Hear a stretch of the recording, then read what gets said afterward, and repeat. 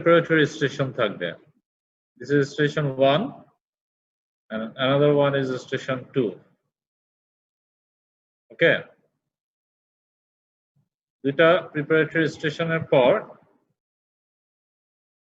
এটা হচ্ছে আপনার ইমেজিং প্লাস স্পেসিমেন নিয়ে একটা স্টেশন ছিল. এটা একটা ইমেজিং, অর্থাৎ দুইটা ইমেজিং আপনাদের থাকবে, দুইটা প্রিপারেটরি স্টেশন, দুইটা ইমেজিং. অর্থোপেডিক্স থেকে একটা ইমেজিং থাকবে, অর্থাৎ তিনটা ইমেজিং হয়ে গেল. স্পেসিমেন রিলেটেড, এই দেখেন একটা স্পেসিমেন চলে আসছে. ইনস্ট্রুমেন্ট রিলেটেড একটা স্টেশন, ইনস্ট্রুমেন্ট সাধারণত একটা অথবা দুইটা থাকবে. অ্যাপ্লায়েন্স, আপনাদের যেই অ্যাপ্লায়েন্স গুলো দেখানো হয় তার থেকে একটা এসেছে.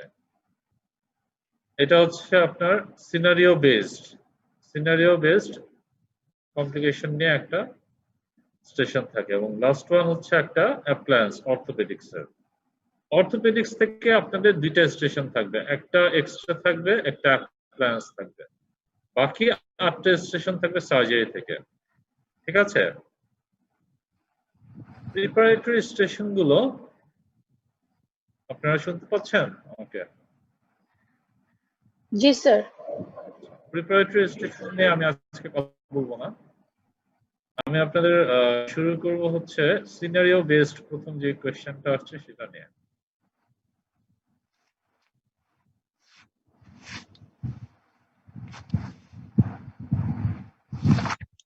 এই কোশ্চেনটা একজন পড়েন.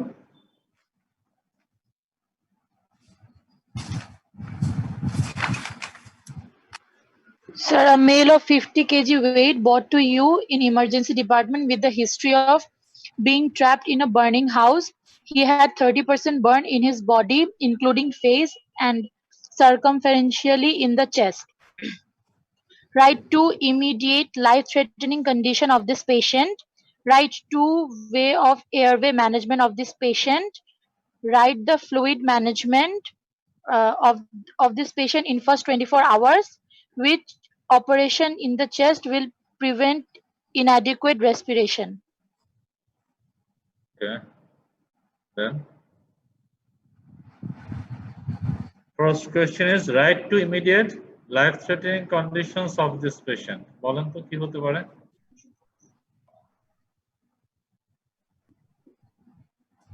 Sir,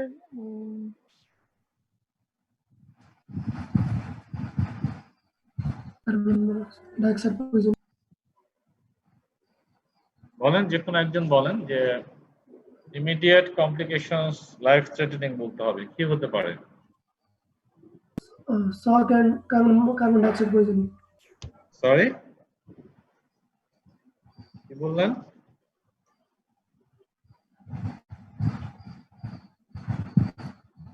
shock. Shock. What are the types of shock occurred for burn patient? Hypovolemic shock. Okay. Sir, respiratory tract burn হয়ে যাবে. শক বলেন, কি কি শক হতে পারে একটা বার্ন পেশেন্টের? হাইপোভলিমিক শক বলেছেন, আর সেপটিক শক, এটা একটু পরে হবে. আর neurogenic shock. Very good, neurogenic shock. So 3 types of shock occur for the burn patient: hypovolemic, neurogenic, and another one is septic shock. Okay. So you can say life-threatening conditions patient in hypovolemic shock. Okay. Another one, respiratory distress. That is, if the respiratory tract is burnt from inhalation of fumes or hot air.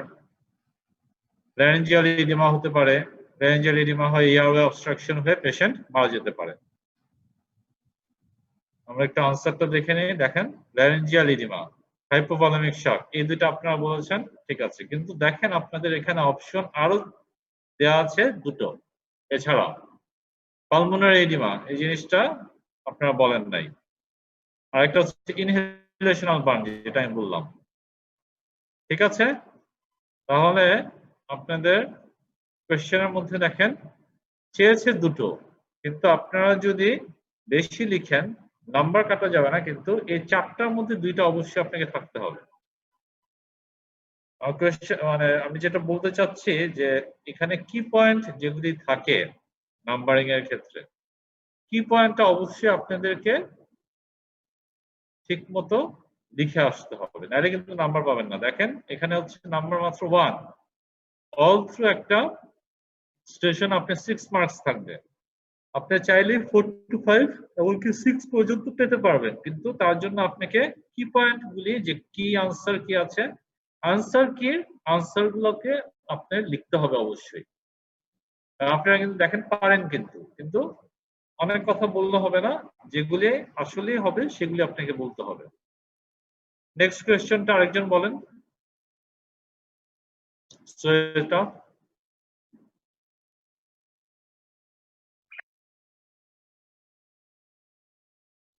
okay. What will be the answer?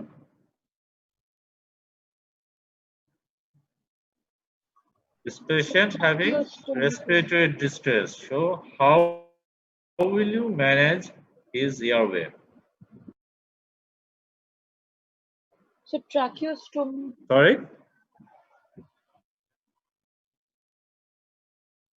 বলেন আবার। Clearing the airway, then how will you clear the airway?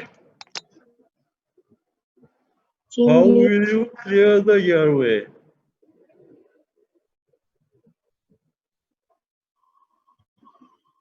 Chin lift একজন বলতেছিলেন, বলেন তো পুরো কথাটা। Chin lift jaw thrust. Chin lift jaw thrust. Next. Sir, tube in intubation. Intubation করতে পারবেন? ল্যারিঞ্জিয়াল এডিমা হয়ে আসছে, ইন্টিউবেশন করতে গেলে তো আপনি আরো ইনজুরি করে ব্লিডিং শুরু হয়ে যাবে। So একদম প্রথমে tracheostomy. চলে আসলে আপনি করতে পারবেন। ট্রাকিওস্টোমি। আচ্ছা, ভেরি গুড। আর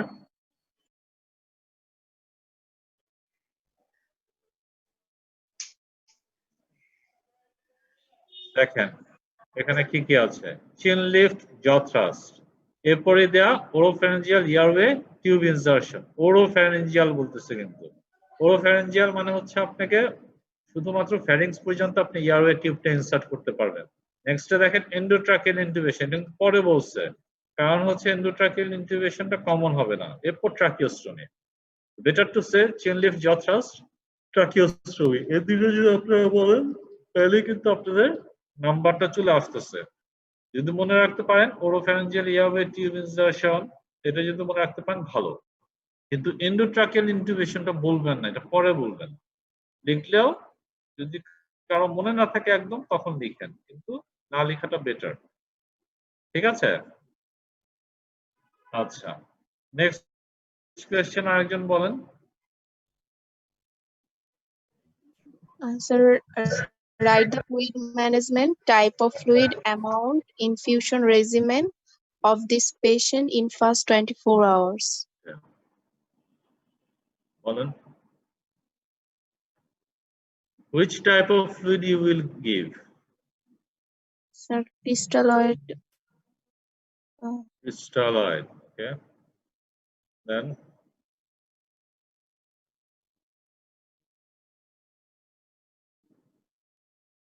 আর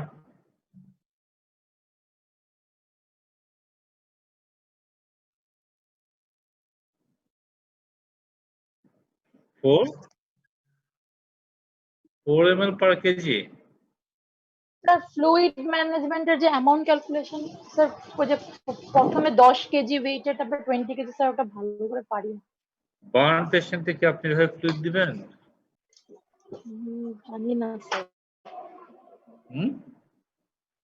দেখেন এইখানে হচ্ছে সবচেয়ে বেশি নাম্বার, ফ্রি নাম্বার।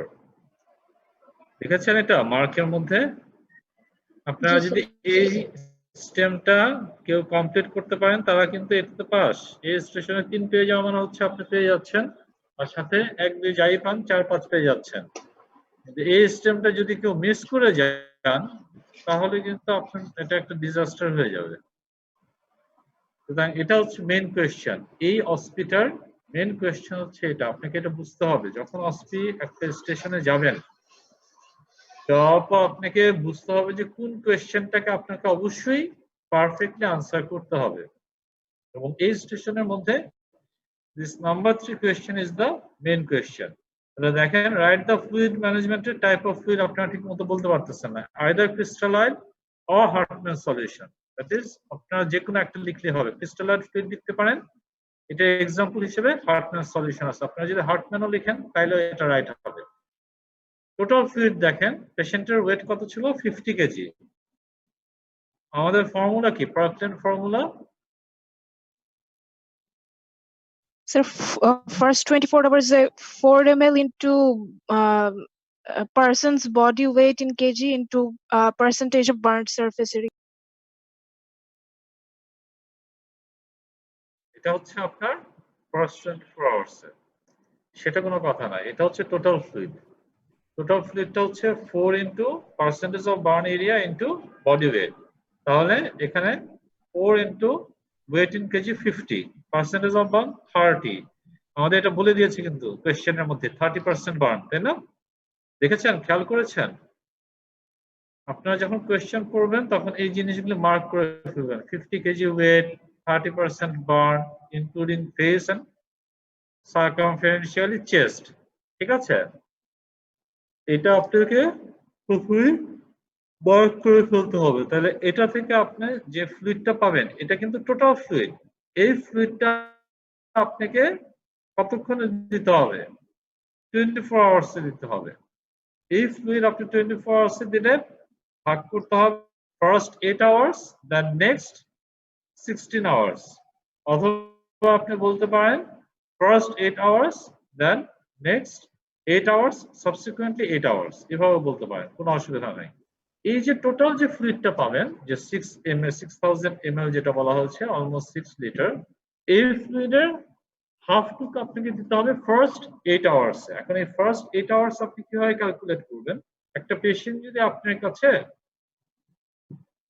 ইমার্জেন্সি রুমে আসলো, তার হিস্ট্রি হচ্ছে 3 ঘন্টা আগে বার্ন হয়েছিল, তাহলে আপনাকে কখন এই ফ্লুইডটা দিবেন?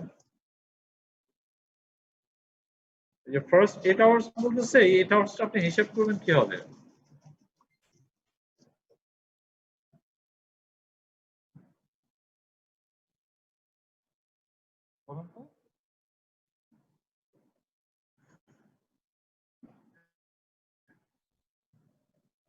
বুঝতে পারেননি আমার কথাটা?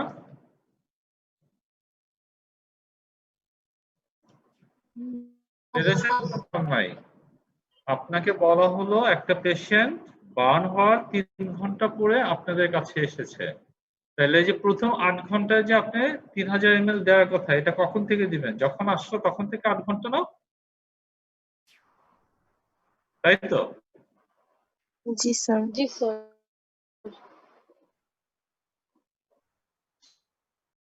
জি না,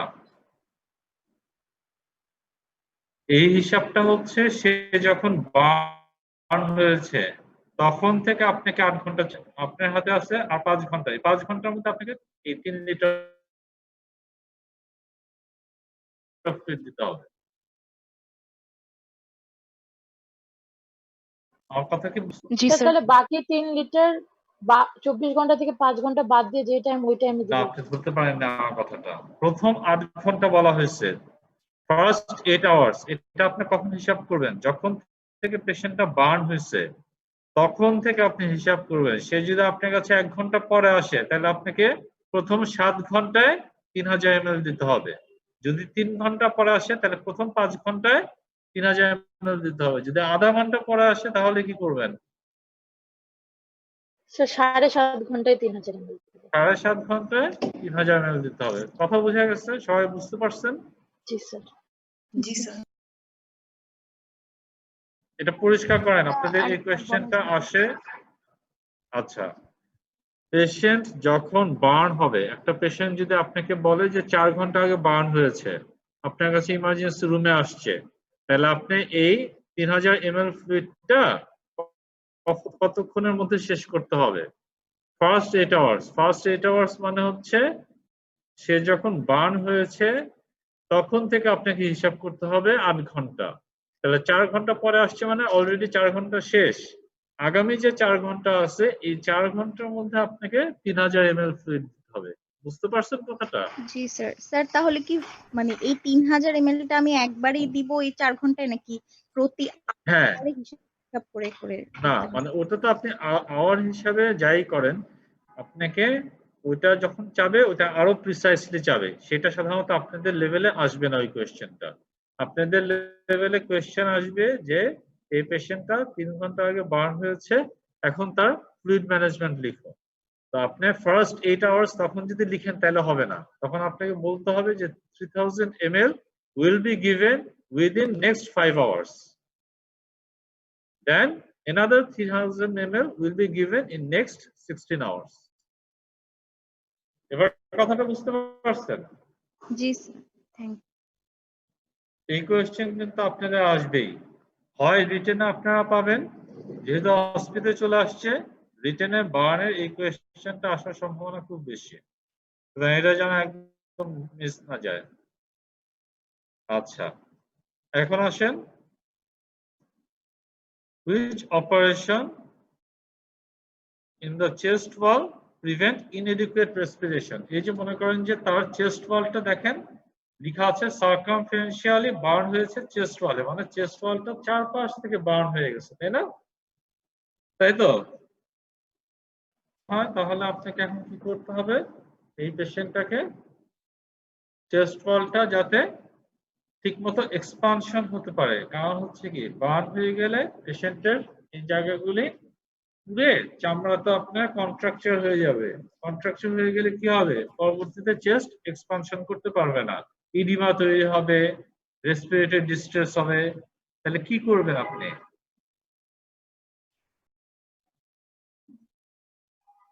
এসকারোটমি, স্পেলিংটা যেন ঠিক থাকে। What is এসকারোটমি?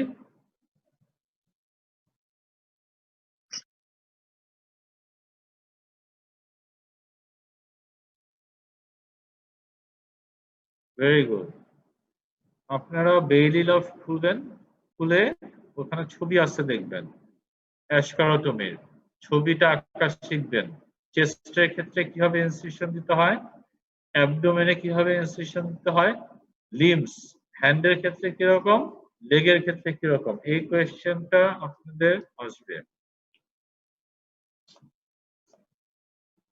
আমি যা বলতেছি এগুলো যদি এসে পড়ে তাহলে কিন্তু বললেন না যে ছাত্র কোয়েশ্চেন আউট করে দিচ্ছে, বুঝছেন? কিন্তু আমি আশা করি এই কোয়েশ্চেন গুলো যদি আসে আপনারা পারবেন। বুঝতে পারছেন? জি স্যার। যা বলতেছে এগুলি লিখে রাখেন পাশে পাশে, যাতে এগুলি কোনোভাবে মিস না যায়। ঠিক আছে? তাহলে এটা হচ্ছে আপনাদের একটা স্টেশন গেল। এরপর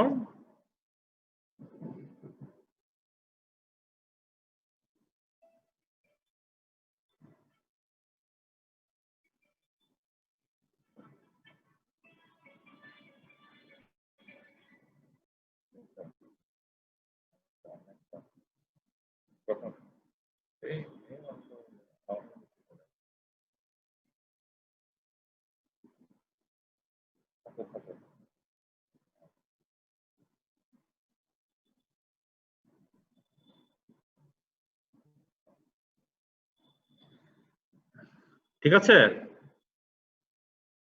কি কথা বন্ধ হয়ে যাবে? জি স্যার। বন্ধ হয়ে গেলে তো সমস্যা।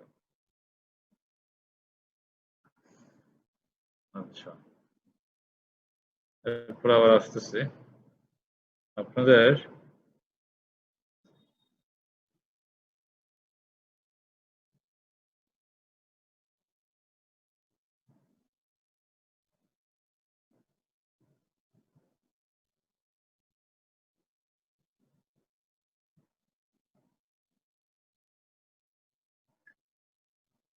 অর্থোপেডিক্স এর পড়ানো দরকার আছে? জি স্যার। কেন? অর্থোপেডিক্স এর ওনারা তো পড়াবে আপনাদের। পড়াবে না কি আপনারা ওই যে ডক্টর মুরাদের কাছ থেকে অর্থোপেডিক্স হসপিটাল পরিষ্কার করে নেন। আচ্ছা এখন শুনেন, দরকার হলে আমি পড়াবো, ঠিক আছে? সার্জারিটা শেষ করি, শেষ করে তারপর যদি সময় থাকে আমি অর্থোপেডিক্স গুলো পড়া দেবো। আচ্ছা, আরেকটা হচ্ছে অ্যাপ্লায়েন্স নিয়ে। আমরা প্রতিদিন সাধারণত 2টা অথবা 3টা অস্পি চেষ্টা করবো আমি পড়া দেওয়ার, এবং আপনাদের কাজ হবে যে বার্ন আজকে আমি পড়ালাম, বার্ন সম্বন্ধে আপনাদের যা যা পড়ার, বিশেষ করে রিটেন কোয়েশ্চেন তো আপনারা জানেন তাই না? পাচ্ছেন তো, সলভ করতেছেন না? জি স্যার। রিটেন কোয়েশ্চেন গুলি সুন্দর মতো সলভ করবেন। আর অস্পি আমি যেগুলি বলে দেবো এর বাইরে সাধারণত আপনাদের আসবে না, এর মধ্যে থেকে আসবে। আর টেবিল ভাইবার যে কোয়েশ্চেন আছে বার্ন, সেটা আজকে পড়ে ফেলবেন।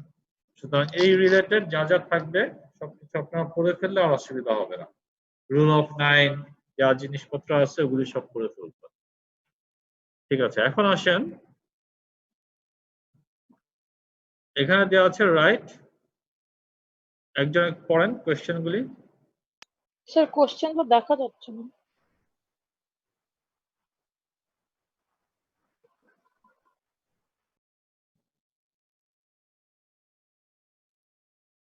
এখন না এখন স্যার। দেখতে পাচ্ছেন?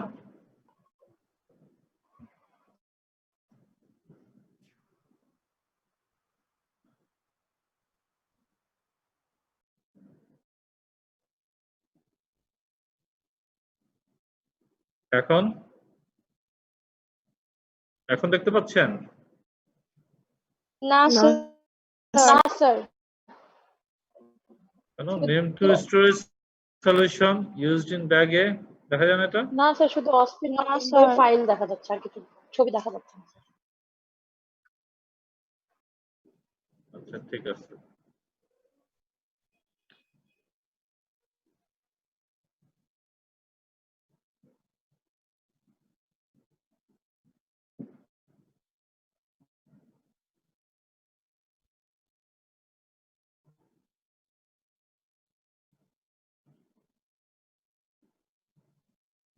এখন দেখা যাচ্ছে আপনাদের স্টেশনগুলি? জি স্যার।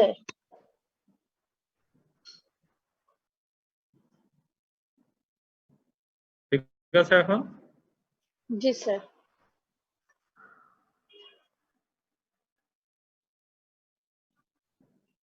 বলেন।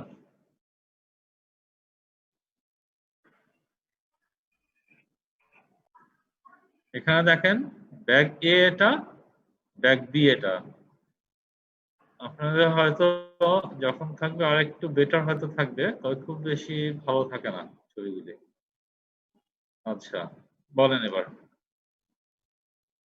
Name two storage solutions used in bag এ। এটা একটা হচ্ছে ব্লাড ব্যাগ, তাই তো? হোল ফ্রেশ ব্লাডের জন্য। এটা কি ব্যাগ? Infusion sir. কি ইনফিউশন? স্যার বিতে কি infusion? Intravenous infusion. Fluids, sir.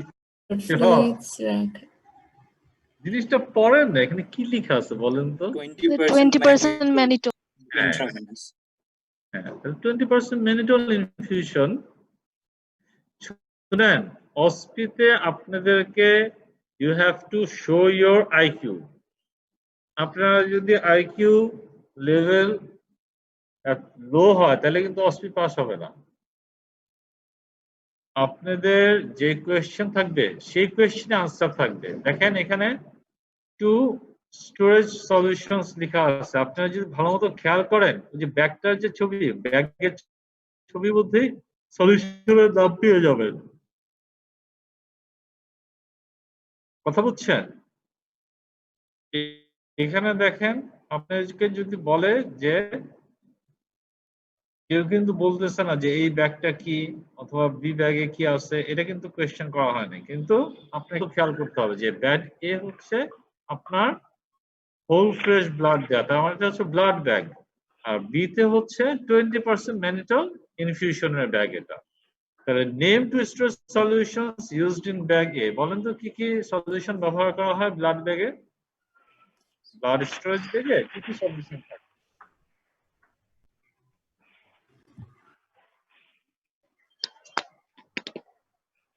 বলেন।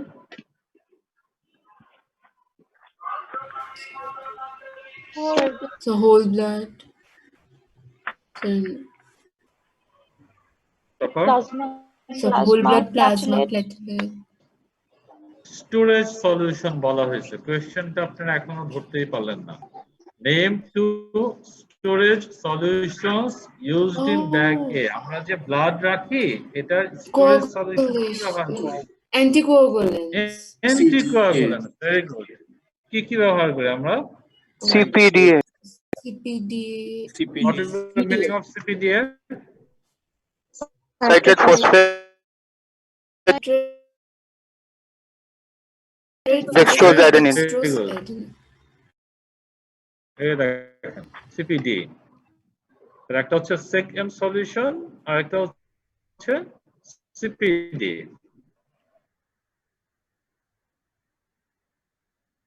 ঠিক আছে, name 3 indications of use of A in surgical practice বা surgical patients। Whole fresh blood আমরা কাদেরকে দিব বলেন তো? এবং এটাতে দেখেন নাম্বার হচ্ছে 1.5, মানে one of the key question of this station। এরপরের নাম্বার দেখেন নাম্বার 2, তার মানে এই নাম্বার 2 আর নাম্বার 3 কোয়েশ্চেন যারা ফুললি আনসার করতে পারবেন তারা কিন্তু এই স্টেশন পাস। সুতরাং বলেন name 3 indications of use of A in a surgical patient। Nafi বলেন তো।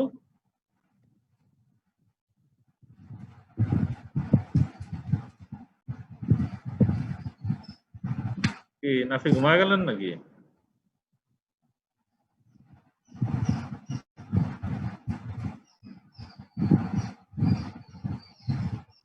বলেন, কেউ একজন বলেন। Sir, blood loss. Sir, Blood loss. Blood loss আর অ্যানিমিয়া। অ্যানিমিয়া আপনাকে বলতে হবে। দেখেন এখানে লেখা আছে অ্যাকিউট ব্লাড লস, এটা বলতে হবে আপনাকে। পেরিঅপারেটিভ অ্যানিমিয়া, পেরিঅপারেটিভ অ্যানিমিয়া মিন্স আপনি একটা পেশেন্টকে অপারেশনের জন্য রেডি করতেছেন, তখন আপনাকে ব্লাড দিয়ে তার হিমোগ্লোবিনটা বাড়িয়ে তারপর অপারেশন করা লাগতে পারে, অথবা অপারেশনের সময় যদি ম্যাসিভ হেমোরেজ হয় সেটাকে কারেকশন করার জন্য আপনাকে হোল ফ্রেশ ব্লাড দিতে হবে। এরপর হচ্ছে symptomatic chronic anaemia. Last one হচ্ছে ইমপেন্ডিং সার্জারি, অর্থাৎ আপনি ইমার্জেন্সি একটা সার্জারি করতে হবে কিন্তু তার ব্লাড লস হচ্ছে, তাদের ক্ষেত্রে আপনারা হয়তো একটা দুইটা বলতে পারবেন। এখানে অ্যাকিউট ব্লাড লসটা অবশ্যই বলতে হবে। পেরিঅপারেটিভ অ্যানিমিয়া না বলে আপনারা যদি বলেন যে patient having severe anaemia needs surgery, এটা বললেও হবে। আর হচ্ছে সিম্পটোমেটিক ক্রনিক অ্যানিমিয়া অথবা ম্যালিগন্যান্ট কেস। ক্রনিক অ্যানিমিয়া কাদের হবে? ম্যালিগন্যান্সিতে তাদেরই তো বেশি হবে, তাই তো? জি স্যার। আচ্ছা, এখন আসেন নাম্বার 3 কোয়েশ্চেনে। Write 4 side effects of massive use of blood এ। আমরা ম্যাসিভ ব্লাড ট্রান্সফিউশনের কোয়েশ্চেনটা এমন ভাবে করা হয়েছে বুঝাইতে চাচ্ছে যে হোল ব্লাড দিলে ম্যাসিভ ইউজ যদি করা হয় তাহলে কি সাইড এফেক্ট হবে। এই যে কোয়েশ্চেনগুলি থাকে, কোয়েশ্চেনগুলো আপনাদেরকে ঠান্ডা মাথায় বুঝতে হবে যে কি চাচ্ছে আসলে। যেটা চাচ্ছে এটা কিন্তু আপনারা পারেন। তো বলেন তো ম্যাসিভ ব্লাড ট্রান্সফিউশনের সাইড এফেক্ট কি? hypokalemia, hyperkalemia, coagulopathy, Circulatory overload. circulatory. না ওটা কোয়াগুলোপ্যাথি বলছেন, সার্কুলেটরি ওভারলোড বলছেন, তারপর DIC. Hyperkalemia, hyperkalemia, Hypothermia. Hypocalcaemia, hypothermia. অনেকগুলো বললেন তাই না? চেয়েছে 4টা, দেখেন আপনাদের 4টা আপনারা কভার করছেন কিনা। কোয়াগুলোপ্যাথি, হাইপোক্যালসেমিয়া বলেছেন, হাইপারক্যালেমিয়া, হাইপোক্যালেমিয়া, হাইপোথার্মিয়া বলেছেন। মোটামুটি সবগুলো আপনারা কভার করতে পেরেছেন। আচ্ছা, এখন আসেন Number 4 question. What is the mechanism of action of drug in bag B? Bag B তে কি আছে? Mannitol. 20% Mannitol. mannitol IV infusion. আচ্ছা, এটা কিভাবে কাজ করে? Carbonic anhydrase enzyme ke inhibit kore. Sorry, So it inhibits the carbonic anhydrase enzymes. inhibits Sorry, the carbonic diuresis এর সাথে। Osmotic diuresis. Osmotic diuresis. osmotic diuresis করে। দেখেন এই কথাটাই আপনি আপনি এই যে বললেন যে কথাটা, সেটা কিন্তু আনসার কিতে নাই। আপনাকে বলতে হবে অসমোটিক ডাইউরেসিস অথবা ডাইউরেটিক এফেক্ট, যেটাই বলেন ডাইউরেসিস, ডাইউরেটিক, এই ওয়ার্ডগুলো আপনাকে থাকতেই হবে। বলতে যাচ্ছি, বুঝতে পারতেছেন?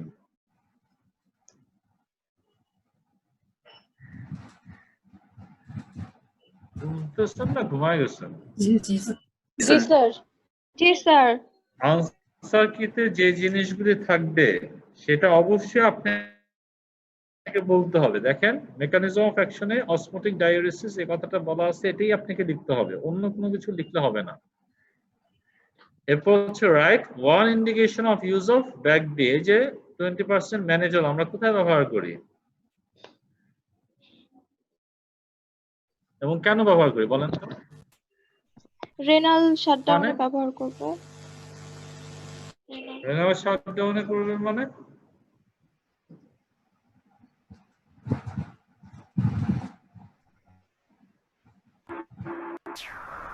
হেপাটোরেনাল সিনড্রোম পড়েছেন, আপনারা জানেন হেপাটোরেনাল সিনড্রোম জি স্যার। কাদের হয়? Sir, in chronic liver disease, sir. Cirrhosis of chronic liver. Liver disease. Chronic liver ডিজিজের চেয়ে আপনারা কোন পেশেন্টকে পান বেশি? কোন ধরনের পেশেন্টদের হেপাটোরেনাল সিনড্রোম ডেভেলপ হতে পারে? যাদের আগে কখনো রেনাল ইম্পেয়ারমেন্ট ছিল না, কিডনি খুব ভালো ছিল, তাদের হঠাৎ করে হেপাটোরেনাল সিনড্রোম হলো, কাদের ক্ষেত্রে হবে? Obstructive jaundice. Jaundice. Obstructive jaundice পেশেন্টদের কেন হবে?